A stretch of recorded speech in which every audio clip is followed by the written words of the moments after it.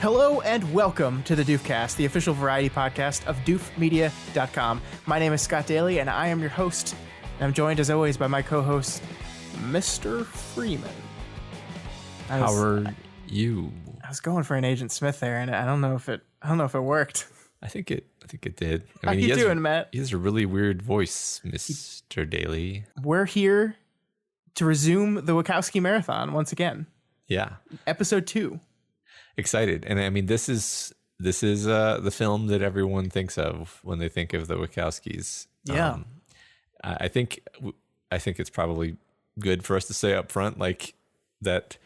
I'm more interested in talking about how this movie fits into and speaks to their capabilities as directors than I am to just gush about The Matrix, because we could gush about The Matrix forever. And I mean, this is one of the most beloved movies of all time. So it's not like it's not like we're gonna be like, yeah. Let me. Did you know that there's Christ imagery in this movie? Yeah. I mean, that's the thing, right? Is this movie has been explored, discussed, talked about, analyzed like a million times. So I don't think we're gonna do a lot of that. I think we're gonna do some because we kind of have to. Yeah. But yeah, I think you're right that framing the conversation is, what does this say about the Wachowskis as writers, as directors? How does this compare to their first movie that we talked about a few episodes ago, Bound? And framing the conversation like that, I think will make for a more interesting discussion than just, hey, bullet time. Yeah. And potentially novel contributions. Yeah. Man, well, let's hope. Let's hope so. Yeah, maybe. Yeah. So we're going to do that this week. We've got another little mini segment at the end where I'm going to talk about a Stephen King novel that I just read because, well, it's not a novel, actually. A nonfiction Stephen King book that I just read, Matt, called Danse, Macabre, that is really good. We're going to talk about that too. The rest of September is going to be a little bit weird, listeners, because both Matt and I are going out of town at the end of the month. So we are kind of like in a weird schedule where we're recording our episodes very far in advance. So like we can't really do news or anything like that because we're in the past right now. But we've got topics for each one of our shows. So the shows are going to be a little bit lighter on side segments for the next few weeks, but everything will return to normal in October, relatively. Yeah, as normal as it gets around here. Yeah. All right, so let's get into it, Matt. Let's talk about The Matrix.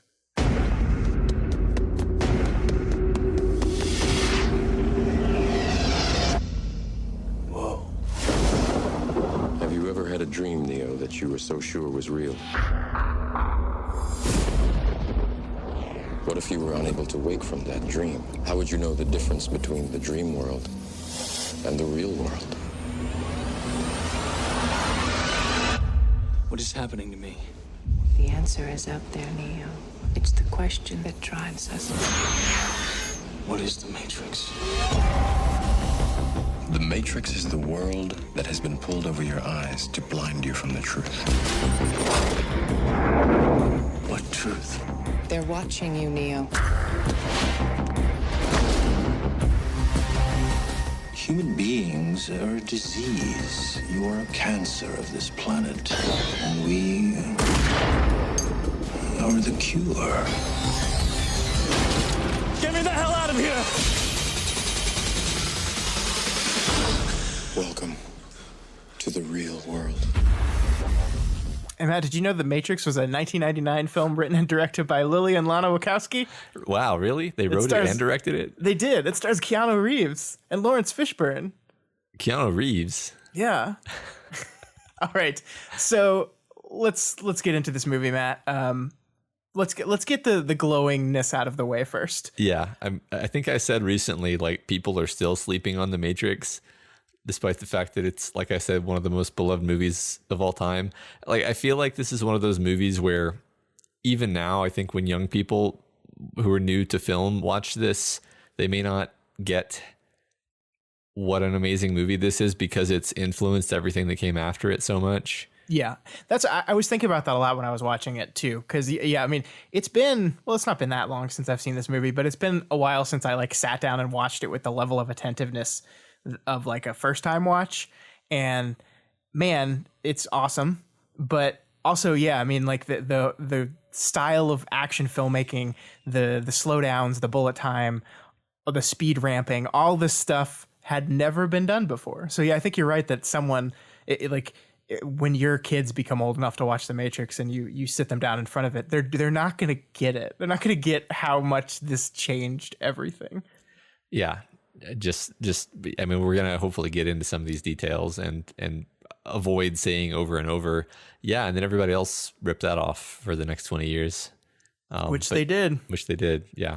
And I mean, like, you could say, like, we don't even have to fill in the blank on who or what was ripped off. Like, yeah, everything about this movie was ripped off. Like, every piece of it, every part of it, and a lot of it. I mean, I think it's worth saying here, especially, that a lot of it had to do with their innovations as directors. Yeah. The novel, the technology they invented, the concepts that they wanted to get into live action. Because I think it's fair to say a lot of their inspiration, that they, you know, things they got inspiration from may have been animated, and they were thinking we need to do this in live action. And then some of the things they did, I don't even know where they got the inspiration from.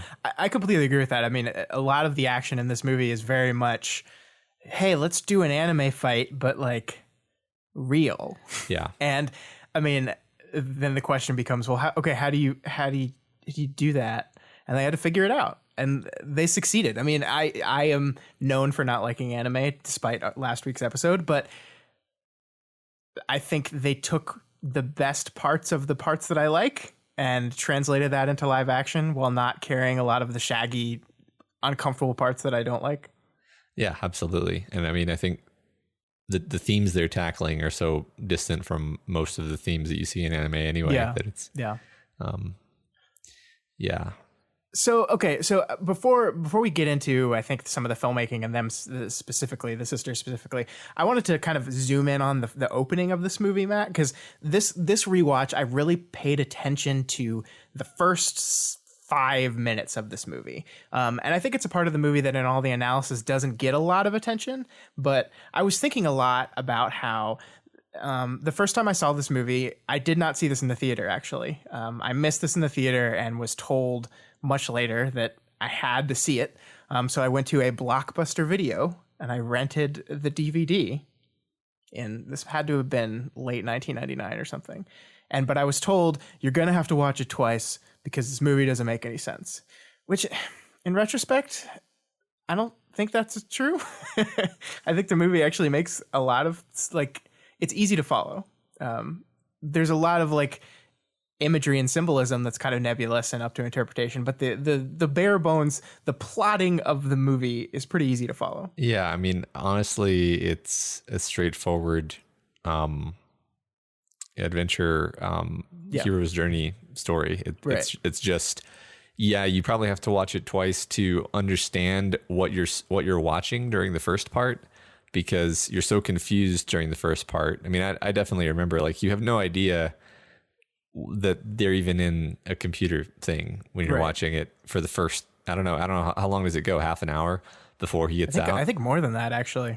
Yeah. So, like, watching it's definitely, watching the movie the first time is definitely a different experience than any of the subsequent watches. That's fair to say. Yeah.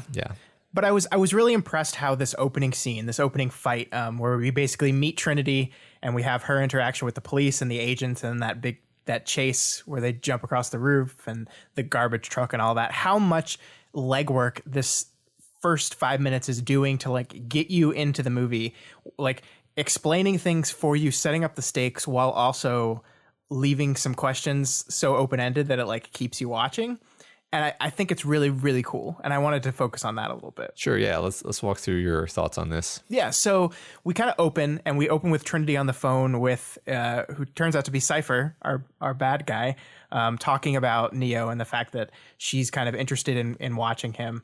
And we immediately established that Trinity likes Neo, even though we don't even know his name yet. We established that Cypher is very doubtful of everything that's going on. So we kind of already establish him as someone who's not fully on board with this whole thing. And then we cut to her sitting at her computer. Her call's been traced. The officers are there to arrest her. And then the agents arrive. And I think it's important to note at this point we have no idea who Trinity is, right? This is just some character sitting at a computer wearing all black and looking kind of like a badass. But we do see like traditional symbols of authority. There are cops there, and then all the agents look kind of like FBI agents, like they're meant to look like secretive government agents, right? Yeah. And then we hear Agent Smith kind of chastise them, saying, I told you not to engage until they arrived, and that was for your team's own protection. And then declares that the 2 units that were sent in are already dead. So we have no idea who this woman is, but the movie has, before showing us anything, declared her as a symbol of anti-authority because she's against the cops, and that she's super badass. Like, without even, like, we haven't even seen her do anything yet, but we've established this. And we still don't know who she is. And then we get the first action scene of the movie where she kicks all their asses and does like a badass jump kick thing where we do our first bullet time mode. And it struck me that the cop that she kicks, like the first cop's ass she kicks, is this like super overweight, like kind of bumbling fat cop who's not badass at all. And like that's something that really stuck out to me on this view, especially these first 5 minutes, is like how ineffectual everyone but Trinity and the agent are.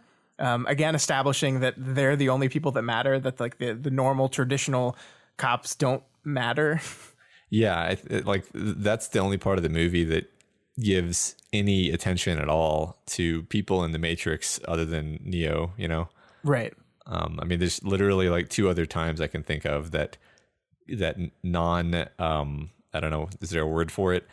Non-enlightened people actually get lines in the movie. Right. Yeah, you're right. And then, of course, the agent shows up and Trinity immediately books it. So she just kicked 2 squads worth of cops' asses like it was nothing. And then these government guys show up and she runs immediately. So we establish that Trinity is like a badass who can do magic kicky things.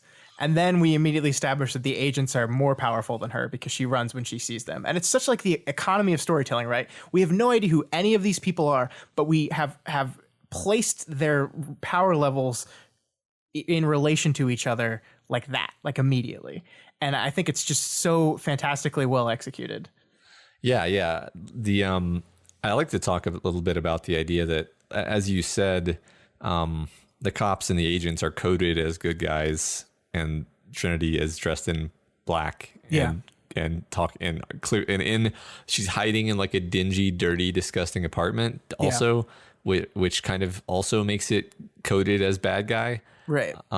So I definitely remember being, this isn't a knock on the movie, but definitely confused about who I was supposed to be rooting for in that first scene. You're right that it establishes immediately that she's afraid of them and running from them, and does that very well with a lot of small touches. Like she's like shit, and then she's like clearly afraid on the phone.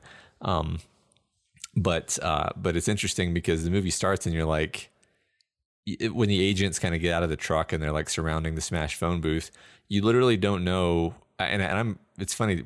I don't know if I even remembered this prior to this moment where we're kind of walking through this, but the first time I saw this movie, I was like, I kind of hope they catch her because you don't know that they're the bad guys. That they're being a bit ominous, but she killed several police officers. So yeah, and I think that the movie is definitely doing that on purpose. We kind of.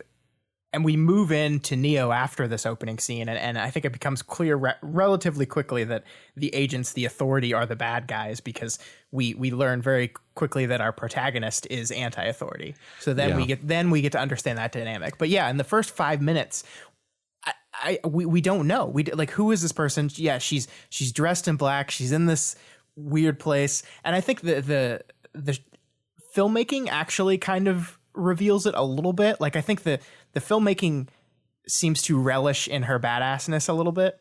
And we also get to see her vulnerable. There's that wonderful moment where she like does this badass jumping like dive through a tiny window and like lands at the bottom of a staircase and immediately turns around, pulls out her guns, and is just waiting for the agent to jump through the window too. And then she has to say, Trinity, get up, run. She has to encourage herself because like we're establishing how terrified she is. Like she is deathly afraid that they're going to bust through that window at any moment. And she's so afraid to put her guns down and get moving.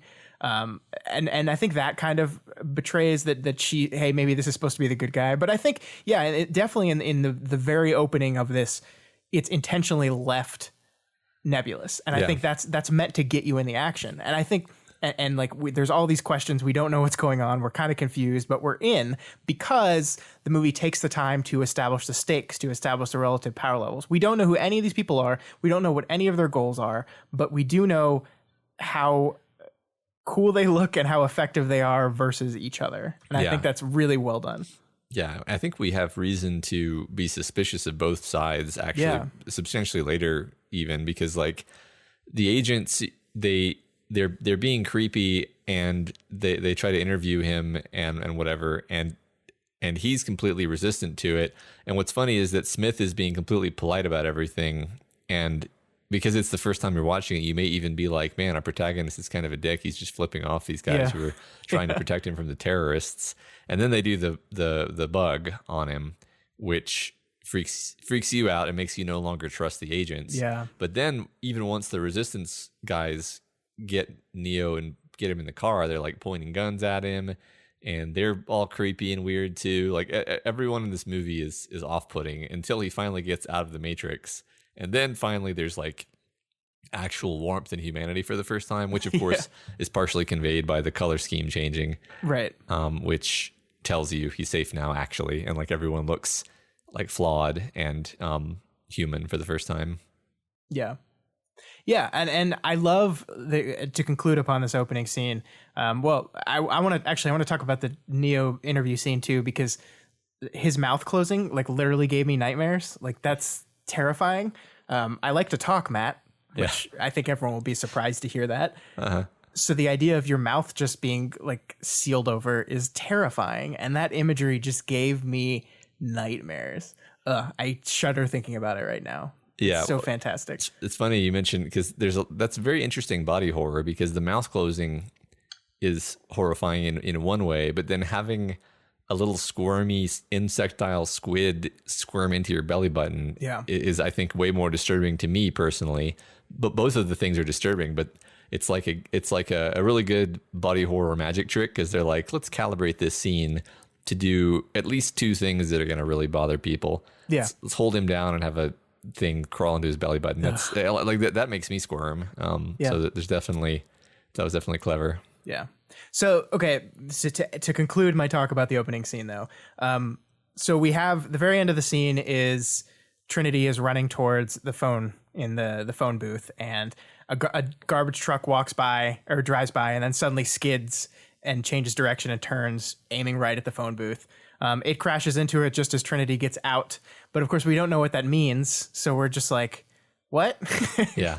So Agent Smith gets out of the garbage truck, and I actually think what they did there is really clever, because like the entire rest of the time she's been chased by the other two agents, and we saw specifically the movie took time to show Agent Smith on the ground, and then the next time we see him, he's getting out of the garbage truck. So we at the time, the assumption is made is that, oh, he just went and like found a garbage truck to drive in. When watching the movie again, you know what actually happened. You know that Agent Smith just took over the garbage truck driver, but you didn't know that at the time in the movie, and they kind of cleverly like hid that from you. I thought that was really inventive. Yeah, no, that is clever, because it makes it so that you're not just confused and thrown off. Like, how did he get the garbage truck? Which you would kind of rightly be confused at that point in the story. It's good to, even if there's going to be an explanation like an hour and 15 minutes later, it's good to not give people an excuse to be like, this movie didn't think anything through. Well, I'm checking out. Yeah. But I mean, that's it. We're 6 minutes into the movie now, and we know agents, we know Trinity, we know Neo, we know something to do with the phone line. We've basically established, and our brains haven't even realized it yet because we haven't been able to put context to it, but we established the need to get to a phone to get out of the Matrix. We've established all this stuff. And we don't even know it yet. And I think that's such, like I said it already, economy of storytelling, but that's really what this is. That like this is such it's a confusing movie. It's like there's a lot of rules to it, and you have to take time to establish the rules. And I think the opening establishes so many of those so quickly in such an efficient way. It's fantastic filmmaking. It's so good. Yeah, it's really interesting, because you can kind of imagine worse versions of this movie in several different ways. Like if this weren't an awesome badass action movie, you just wouldn't, I think you might not care enough to figure out what was going on. Yeah. And if it were a badass action movie, but it didn't actually structure the revelation of information properly, then you would think it was a dumb action movie. So it has the balance being one of the better action movies ever made with conveying a science fiction premise, which at the time may not have been like entirely original, but it was something that nobody knew about. So you couldn't just be like, oh yeah, this is sort of like those other cyberpunk movies and stories that have now inundated the popular culture. It's like the idea of a brain jack did not have public, penetration of as a concept. So they had so much legwork to do in so many different domains. And it's like, if you're ever gonna, like, one could always nitpick, but this is like the last movie you would ever nitpick, because it's like, look, they were doing so many different things and they succeeded too. Yeah. That reminds me of the Cypher thing you and I saw the other week that temporarily blew up my brain, and then I realized I just didn't care, which was the whole, like, if Cypher needs to be jacked into the Matrix to contact the agents, how did he do that without anyone noticing? Which is just like, I don't know. Yeah. Right. I was immediately like, I'm sure there is some program for letting someone else, for letting you jack yourself into the Matrix. Yeah. Like, it seems like there would have to be. Yeah. Like it's probably just that Neo is a newbie and doesn't know how to do it, and that's why he always has Tank do it for him, right? And show him how to do things. But it is I didn't realize this, and maybe I'm just not remembering properly. But I didn't. The ending of this opening scene, the agents say the informant is real, right? So that's a line they say at the end of this, that like this whole thing was like a test to see if the informant, who ends up being Cypher, was legit.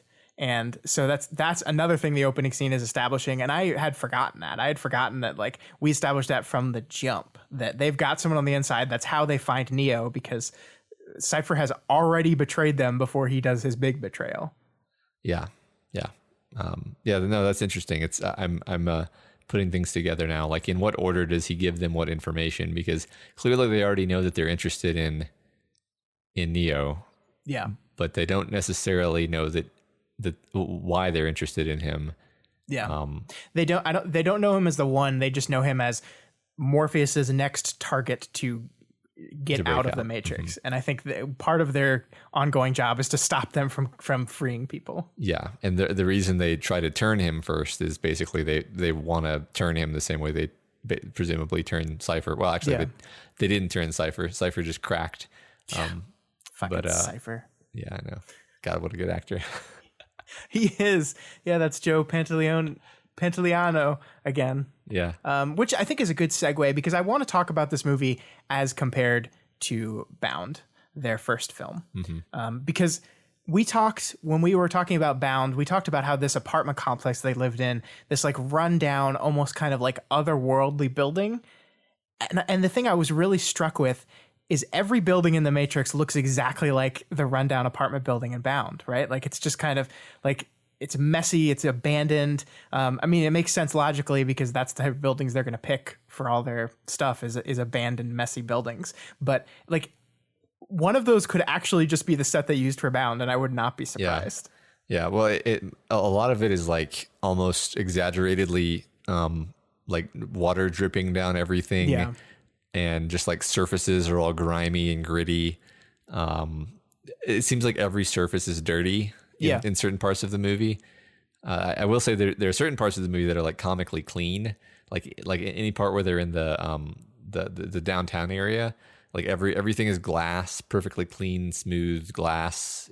Which is, I think, supposed to remind you of like the computer world, basically, or remind you that you're in this computer world. And in fact, it's like, perfectly regular grids of glass, which make you think about a Matrix. It's a good point. Yeah. But then like the dirty downtown area, he's like running through literal piles of trash and like falling into dumpsters, and like all of the dumpsters are full of trash. Yeah. And always. Yeah. Yeah. It's everything's broken and rusted and gritty. Yeah. I mean, it's beautiful beautiful, consistent set design that just makes you feel like it's real. It's just so real. Yeah, and it's visual storytelling, right? Yeah. We're showing as Neo gets closer and closer to Morpheus and his team, he is moving away from the nice, clean, neat part of the world and into this darker, grungier, dirtier world. I mean, that's the reality of the world is dirt, grime, like ugliness, and the cleanness is just an illusion. And I think the movie conveys that through Morpheus's speech, but also through set design and costuming and all these things. And I think it's just fantastic. Yeah. Even like the technology. Like I remember the device they pull out to get the bug out of Neo's stomach. It's comically huge, right? Yeah, and it's like something from 12 Monkeys. What's that director's name? We talked about him just recently. But like it's Terry Gilliam. Yeah, it's like a Terry Gilliam aesthetic, where it's just like a weird, like that's not a real thing. Like after everything else has been sleek and you've got like the organic bug thing. Just yeah. And that scene's I really love that scene because they like he gets in the car and they immediately point a gun at him, like you said, and they're like, take your shirt off, we have to check you for bugs. And I can't remember which one of them it is that says it's my way or the highway. I think it's Switch. Yeah. And he just says, okay, and is about to leave the car. Yeah. And they're just like, wait, no, but don't do that. Yeah. It's almost like it almost is a comedy beat in this very like serious movie. I thought it was great. Yeah. Well, and that also communicates that Trinity really wants him and is willing to take risks. Yeah, like he basically called their bluff. Yeah. In that moment. Yeah. Which is funny because the thing about the gun is completely valid from their side, because it's like he could turn into an agent at any moment. At any moment. Yeah. So, like this would be the perfect way to kill a bunch of resistance people. Actually. Yeah, it would. Yeah. So. All right, Jim. I have one more big thing I want to talk about, but I want to give you an opportunity since I've been kind of controlling the conversation. Yeah, I enjoy talking about the way they did the action scenes, which is something that's been talked to death, unfortunately. But just the way they innovated, essentially. Like this is something that you have to talk about if you're going to talk about the Wachowskis or Wachowskis. I don't know if we figured that out yet, actually. I think I listened to the last episode and we just use them both interchangeably. So all right, I guess we're just gonna do that. Yeah, but they're a mixture of like minor elements of CGI with a ton of things that are practical. I think in the future, another thing, people are just going to assume this was all CGI. Like the bullet time scene, they're just going to be like, what's special about that? I see that all the time. And we're going to be like, no, that's live action. Like they just figured out how to do that with cameras. And, the lobby scene, with the blown up pillars and everything was real, like explosive, not, I don't know if squibs is the right word in this context, but like they actually did all of those things with explosives. And I can't imagine how long that took to do, because like you'd have to, I mean, imagine resetting. Like, could you even do that? I don't even know how long it would take to reset. Yeah, I don't think they could. In fact, this is one of the minor inconsistencies in the movie, actually, is the fact that when you see the bomb explode, when they drop the bomb down the elevator and it blows up the lobby, all the pillars look fine again. Oh, do they? Yeah. Which, that's something I now notice every time, but I don't care, of course. Yeah, who cares? But that's the kind of thing where that in and of itself, I'm sure they had people telling them like, don't do it that way. Just have like a normal Hollywood gunfight where people are shooting guns, and then every once in a while have show some damage. But like instead they had they had it in this elaborate marble room, and then every single marble surface gets exploded in like powder and shrapnel everywhere. People don't even do that now. Like, that's just a thing where they did like what that would actually look like. And then now people are like, we don't, that's hard. That's hard. We're not going to do that. So. Yeah, I agree. It's really wonderful. You know what? It was surprised me there's not that much action in this movie. I mean, the action sequences are like some of the most memorable things in the world, but like you have the opening has a little brief action scene, and then there's really nothing action wise until Neo gets out, and then you have the fighting, like the sparring with Morpheus, and then there's nothing until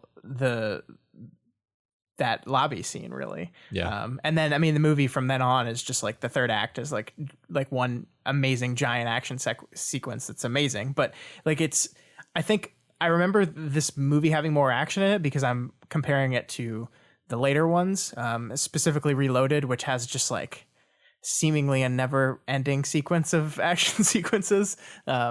But we can't talk about that movie. But yeah, I was surprised. Like I think that's one of the reasons it works here so well is that they're sparse with their action, and they use it effectively where they have it. Mm-hmm. Yeah. Well, why don't you talk about the thing you wanted to move on to?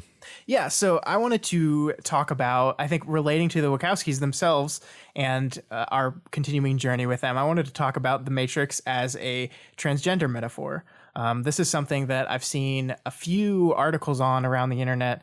And I think it's really fascinating, and it's a really great look into them as directors because they're both trans women. We've said this before. We'll say it each and every episode, but you can look at this movie, you can look at the character of Neo and the original Matrix as one big metaphor for a trans person coming out and, grabbing onto their new identity as this person that they've been hiding inside them all along and are finally free to come out as.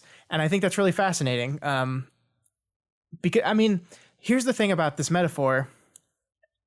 I don't think it's reaching too much to say that this is absolutely a metaphor and a symbol that exists in the movie, but I think it also doesn't have to be specifically a trans metaphor because also this is a movie just about like identity in general, and like you could apply this, coming out and recognizing your identity and becoming the person you always felt like you were to anything. And the reason why it's applied so much to transgender women is because the Wachowskis are transgender women. Yeah, no, I think that's absolutely right. And I think that they would write this movie to be a generalized movie about the feeling of alienation and not feeling like you're living the life you're supposed to be living.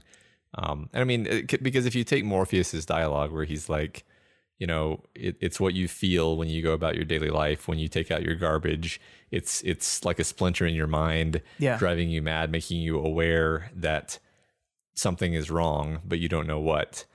And what's funny is I probably couldn't relate to that at all when I was like 16 or whatever, but I've definitely, at various times in my life been able to relate to that. And I think everyone can in one way or another to the feeling of like, man, this isn't what I'm supposed to be doing. And that could mean anything.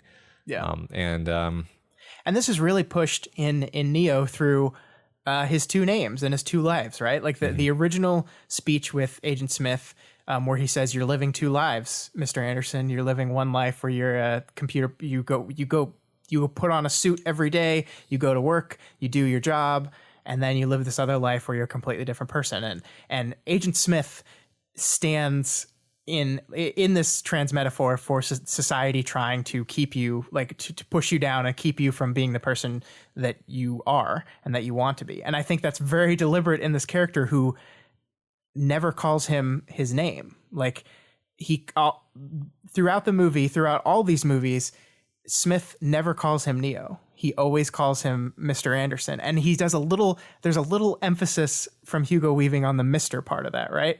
Like it's so Mr. Anderson. And I think that makes the scene, the moment near the end of the movie where he is on the train tracks and says, "My name is Neo," is him, saying, "No, I reject your rejection of my existence, of my life, of this person I am and have always been."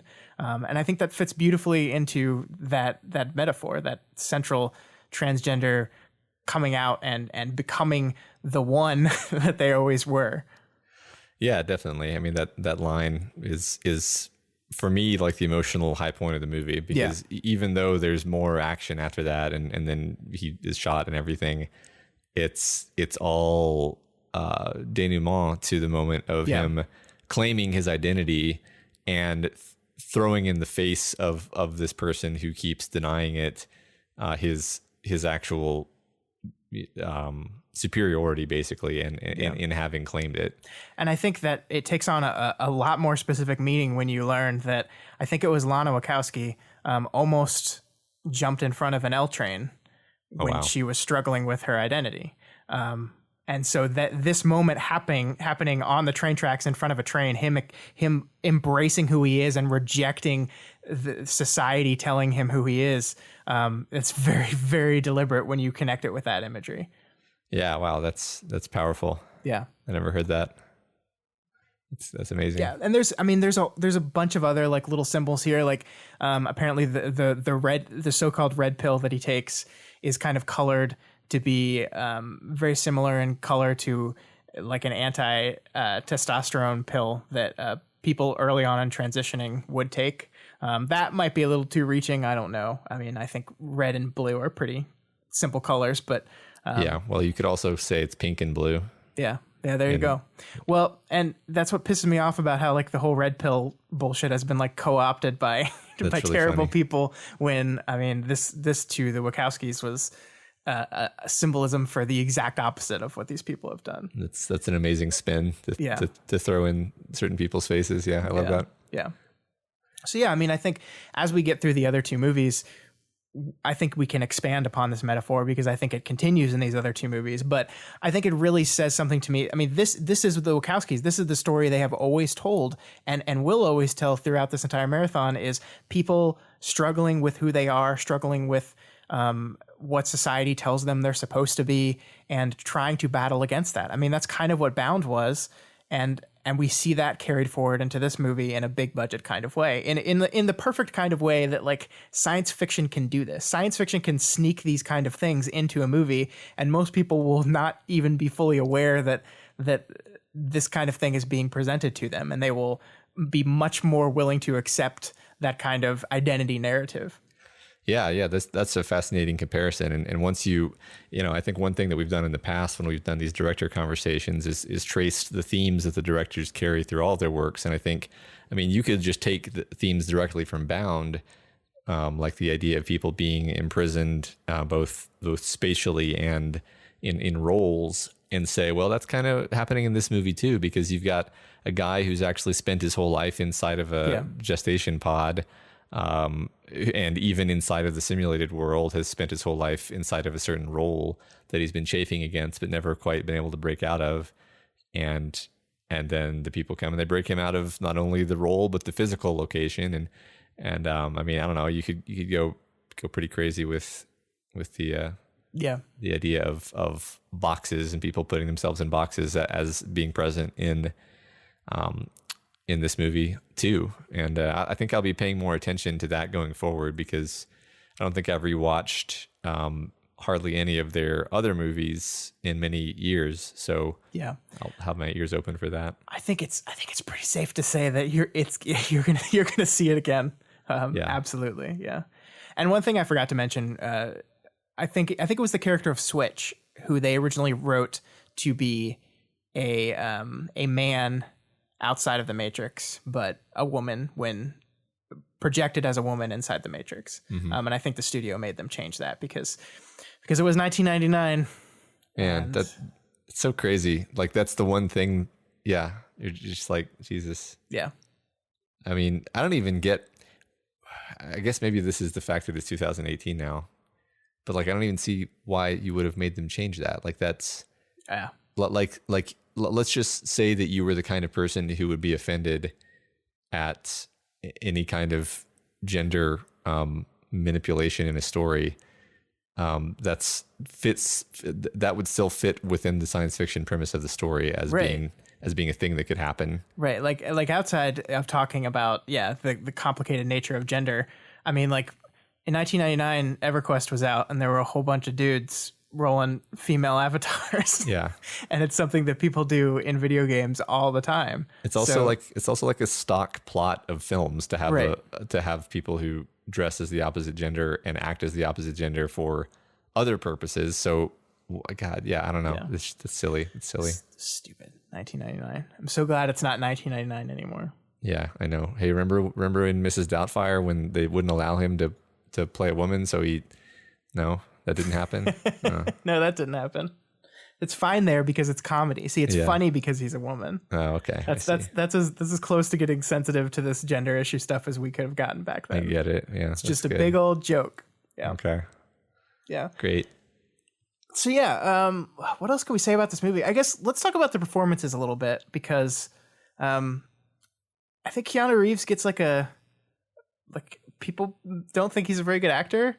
And I think he's very good in this, actually. Like, I think he plays like the bewildered, unsure of what's going on person very well. Yeah, right. Like, people make fun of the "I know Kung Fu" line, but I mean, how else were you going to say that? like someone just stuck a disc into your head and you learned how to fight. Like, what else is your reaction going to be? Yeah, I mean, I think that what they're actually making fun of is the fact that he has that mild, like, surfer-ish accent. Yeah. Which is just the way he speaks. Right.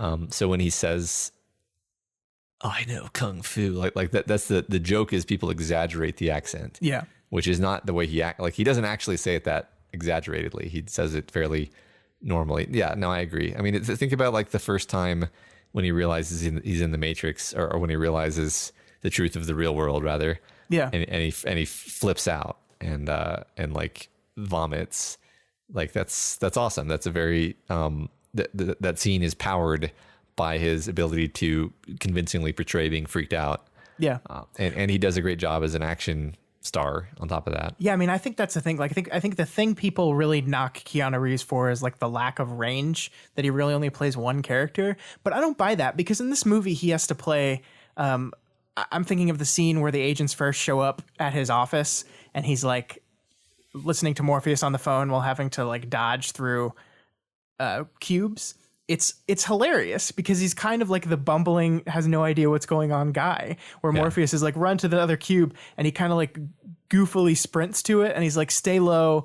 And he's like, I just remember him like crouching low while walking by the guy casually copying things at the copier, and it's just it's so goofy. And in the same movie, to be that like goofy guy that really doesn't know what he's doing, and then becoming this badass trench coat wearing dude who walks into that lobby and just kicks ass in the same movie, I mean, that's range, man. I mean, it's not like huge range, but it's range.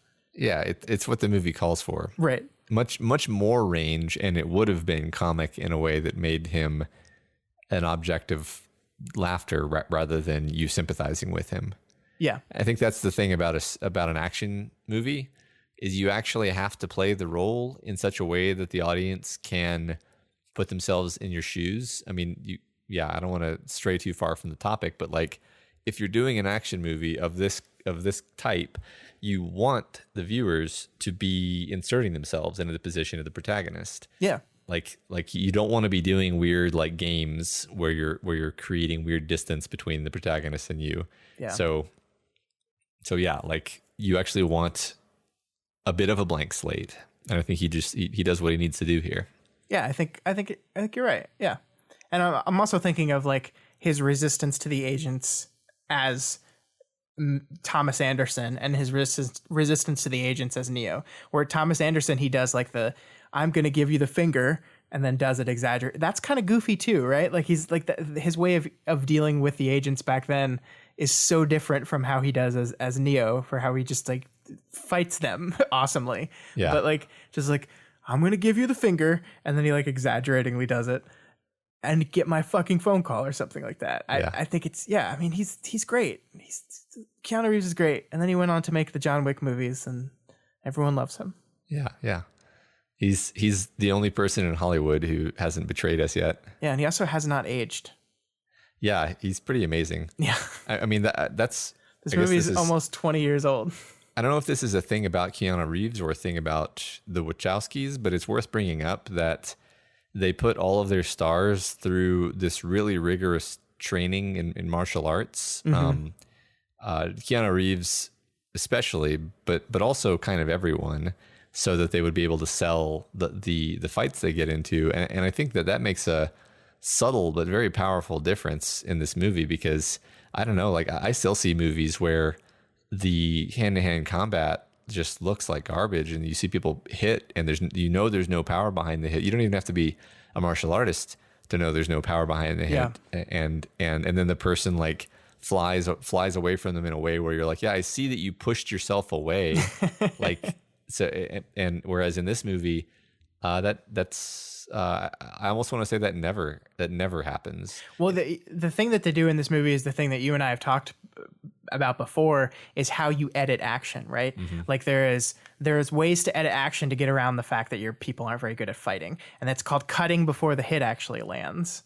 And this movie does not do that. This movie lets you see and feel the hits, and I think the sound design for the punching in this movie is like one of the most memorable parts about it to me. I don't think I've ever heard like the sound of blocking and punching quite like I have in these movies, and it's such a good sound effect. It really makes you feel the blocks, like blocking. Like blocking hurts, right? Like it's like you're protecting more sensitive parts of your body, but you're still basically taking a hit on your arm, on your forearm, and pushing a punch flying at you or a kick flying at you out of the way, and it feels visceral. There's a reaction to it, and I think the filmmaking and the sound design really comes together in that in a beautiful way. Yeah, I mean, back when I did Taekwondo, if you would spar seriously, you would have like bloody contusions on your forearms and shins. Like it's you're blocking.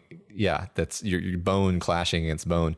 In fact, in the Morpheus versus Neo sparring in the dojo scene, those two actors were basically just like, I don't know if they were told to do this or if the two of them were just like, hey, let's just actually do this and not pull any punches. So like that's amazing. They're hitting each other. They're actually blocking. I don't want to say full power because that would be a little bit too much, but they're hurting each other. So that's why their faces look like they're hurting each other's, because they're probably getting badly bruised on their shins and so forth. Yeah. Speaking of Morpheus, Lawrence Fishburne, Matt. This dude's amazing. Yeah, I think this is the first movie I had seen with Lawrence Fishburne in it. I'm looking at his IMDb right now, and I don't think I had seen any of this stuff beforehand. So this is like the movie that defined him to me, and he's so fantastic. Like his performance is kind of over the top ridiculous, but it like works when it shouldn't, because I think he's like so fully committed to the character. Like he's as committed to the character as Morpheus is to Neo being the one. And I think that commitment and that seriousness of it like powers past the over the topness of the performance, and it just works. Oh yeah. I don't think it would work nearly as well without him being kind of Neo's guide, and thus your guide also as the viewer. Yeah. And being otherworldly. He's being otherworldly, and that's part of what sells it, I think. Yeah. He's not like some guy acting and trying to tell you this stuff. It's like, no, when you're watching the movie, you are totally transported into this world where this is a dude who might as well be an alien. And it's great. He's got his cool sunglasses that clip on his nose without ear holders. Yeah. I thought that was so cool when I first saw it. I know. I always wanted those. Yeah.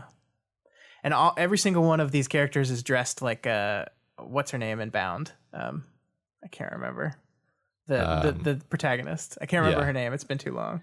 But it's like the same style. Like I love that we can see this through line. This through line between these two movies is so very clear. They just got more budget and they got to take more risks, and that's what we saw here.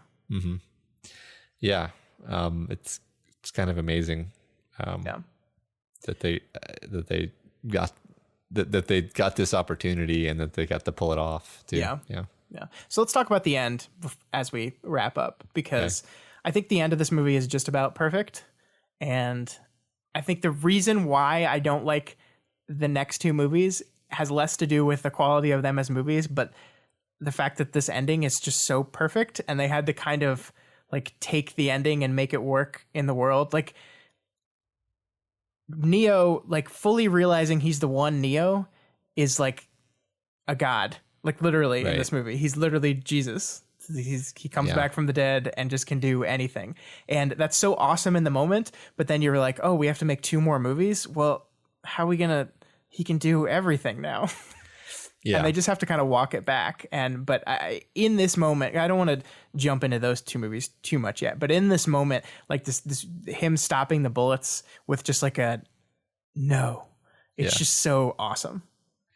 Yeah, no, the whole end of the movie is incredibly awesome. Like the way the music, the whole music the music in the whole film actually is that great thing that happens so rarely, where it's like, oh, this is a new thing. Like it's this, it's always this like high strings that may even be synthesized that are kind of doing like this repetitive tone thing. Like there's not a Matrix. You can't hum the Matrix theme song, right? There's no theme. It's all, like just setting an atmosphere. But then at the end there, it's like it swells and it becomes powerful, like in the moment where it needs to. And you instantly know the sound of the Matrix when you hear those strings. Yeah, and it mixes the strings with kind of like chiptone stuff. Mm-hmm. It's just the music is really great. That's a good point. And yeah, I think the music does a really good job. One of the things I noticed in the subway fight, the music would because the subway fight is like a really emotional thing where it like whoever's winning switches constantly throughout the fight. And the music always tracks that, right? The music is like when Neo has a part where he kind of takes control and takes command and fights back, the music swells. And then as soon as like Smith picks him up and throws him into a wall, it like drops into ominousness again. And it just follows the action perfectly. And it's fantastic.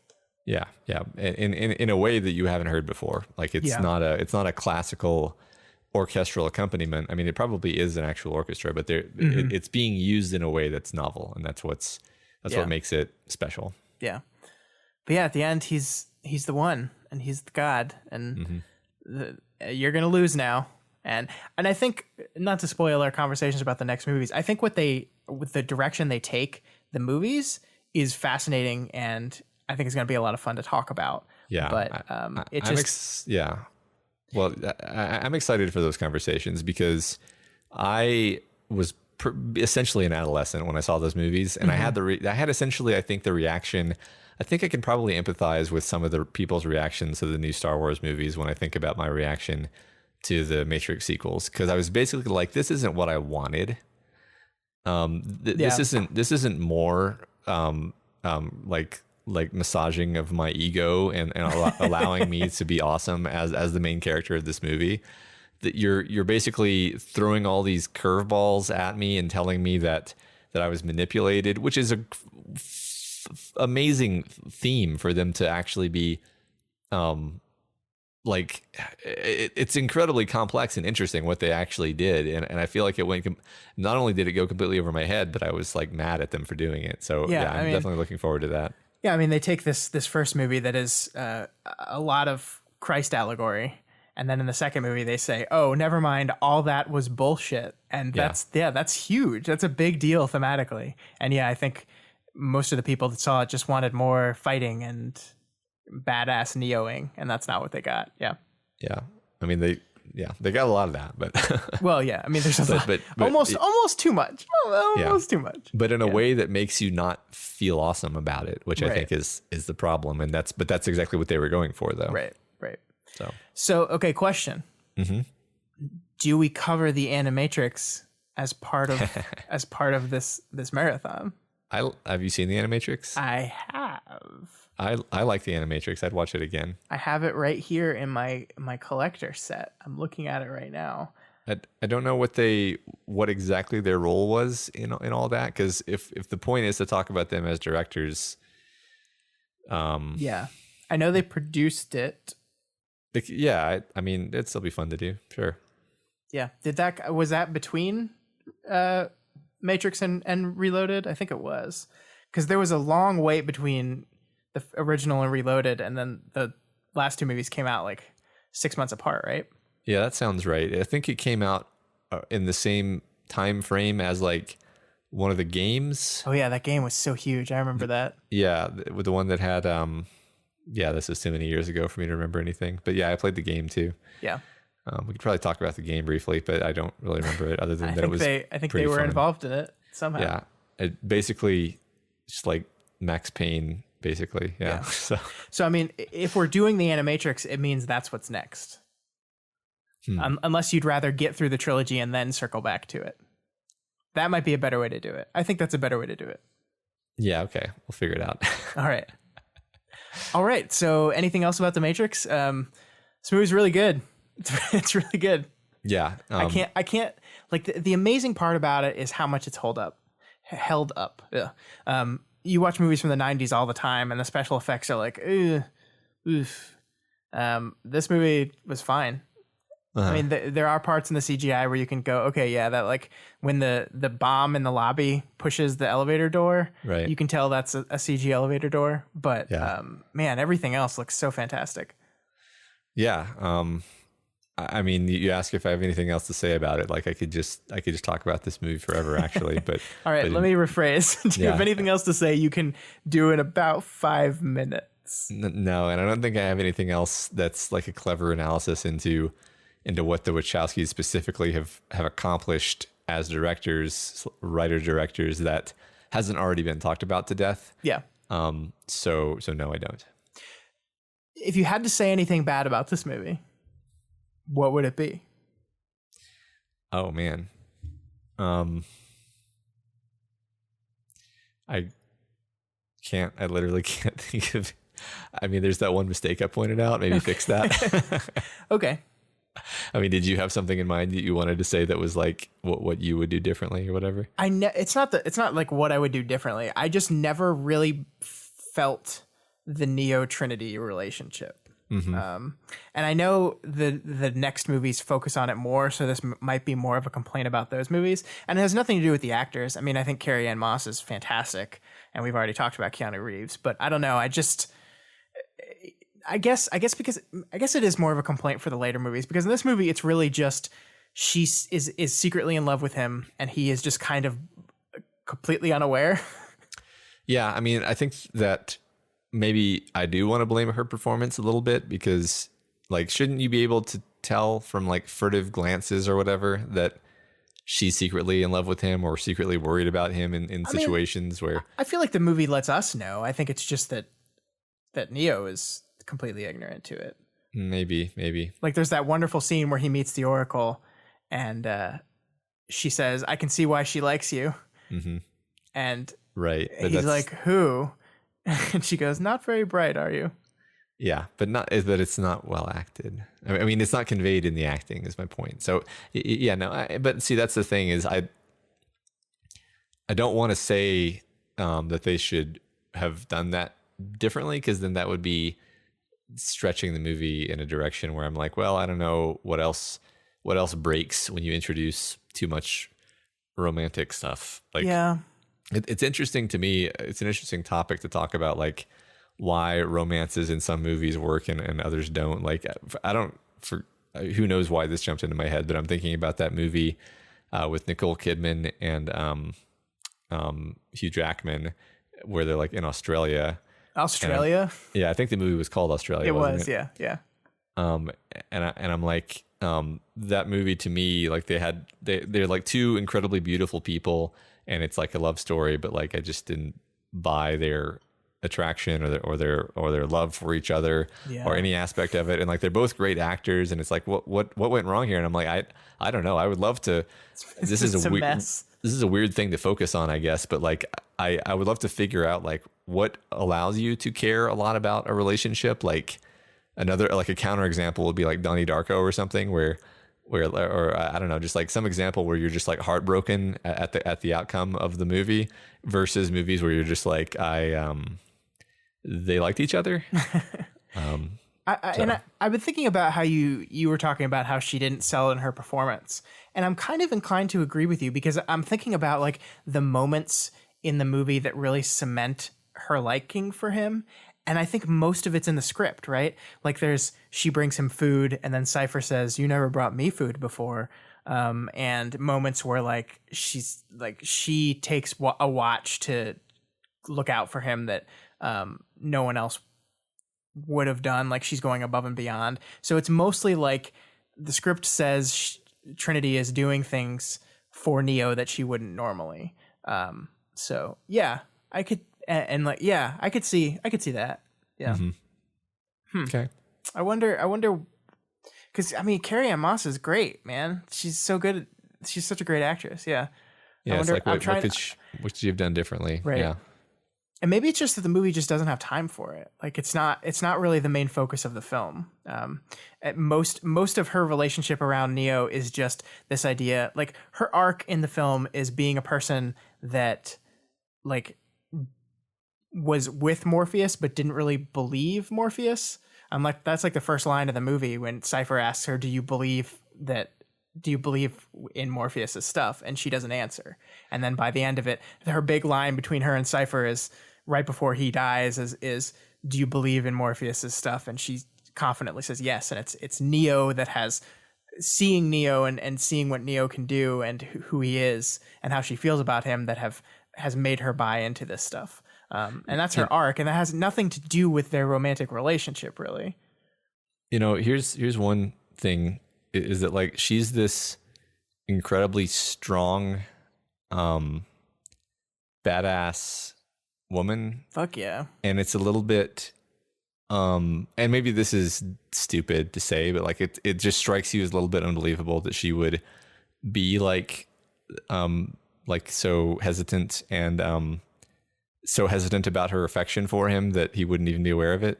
Like this is the woman who like everything she does is decisive and badass. So like it's the fact that she doesn't just immediately let him know that she's interested strikes you as weird, maybe subconsciously. I don't know. It's just a thought. Yeah, that's a good point. But I think that kind of matches with her arc in the story though, because she is told by the Oracle, the person you fall in love with will be the one.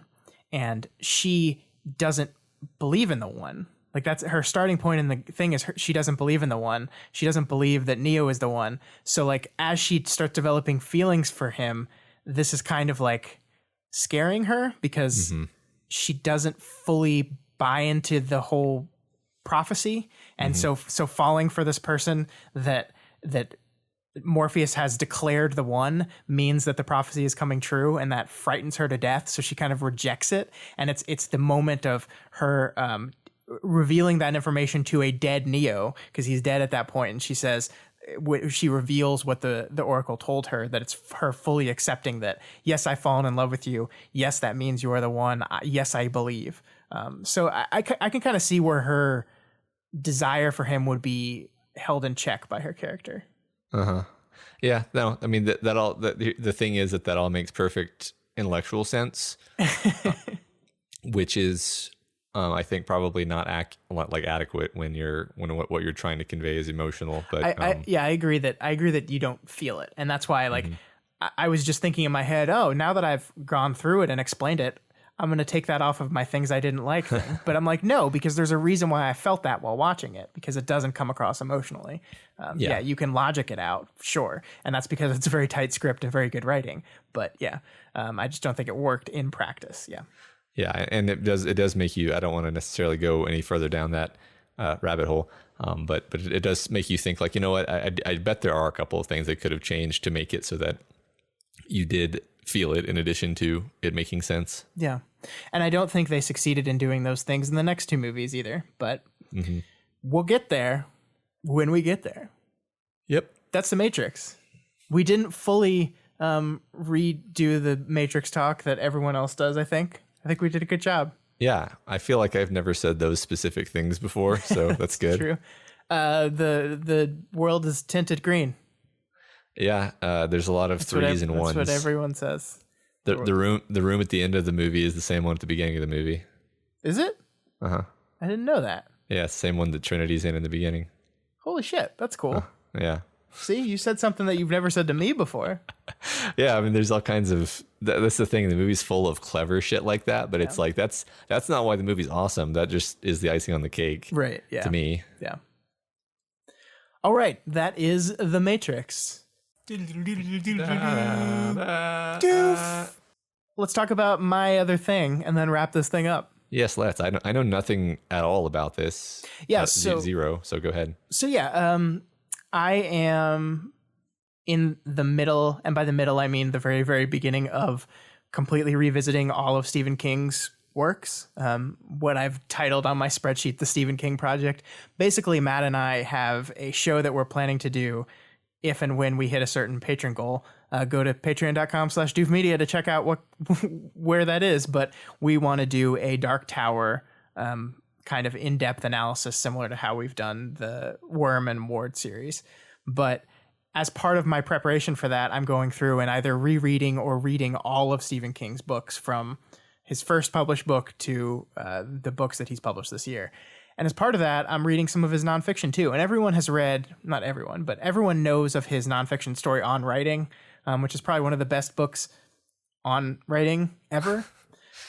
But he also has written some other nonfiction. And in I think it was 1982 or 83, he wrote a book called Danse, Macabre that is basically a in-depth analysis of the horror genre in media from 1950 to 1980. And he talks about television, movies, books. He talks about radio for a while. And he also like defines horror and defines like some of the central tenets of what horror is and why people like it.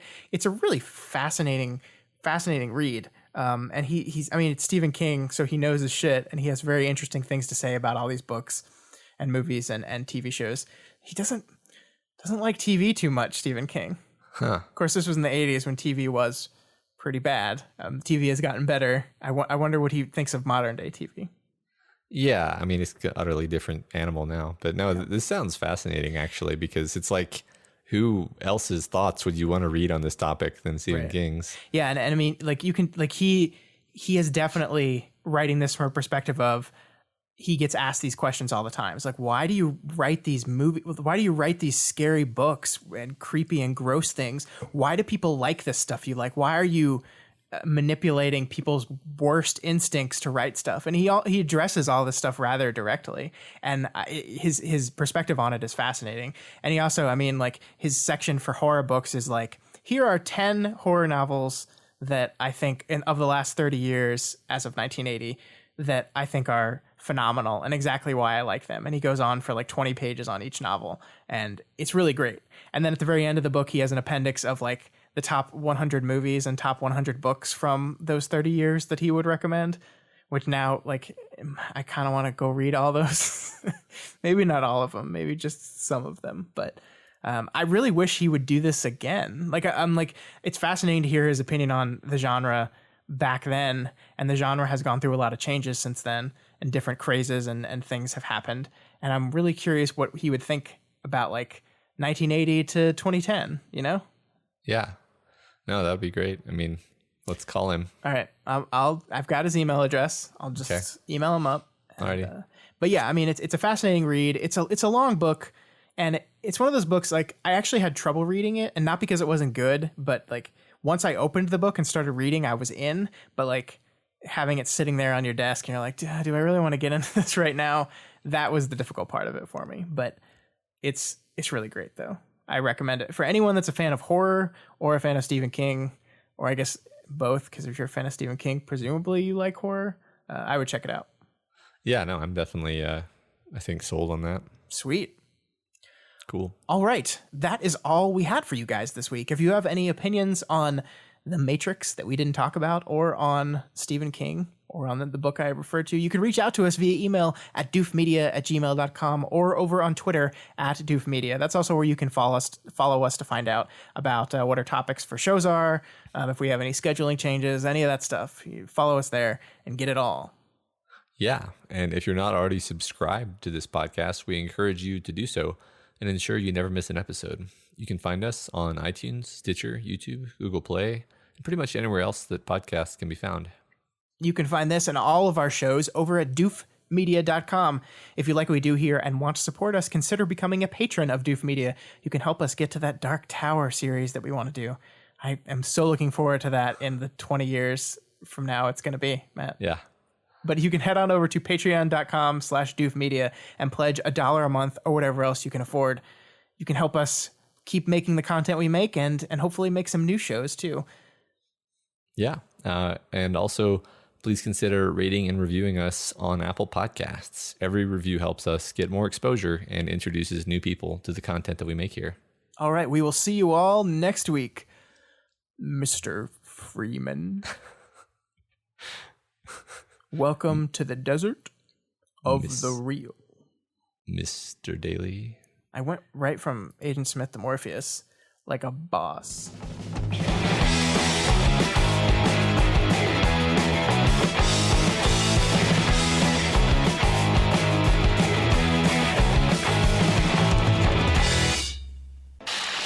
My name is Doof, and you'll do what I say. My name is Doof, and you'll do what I say.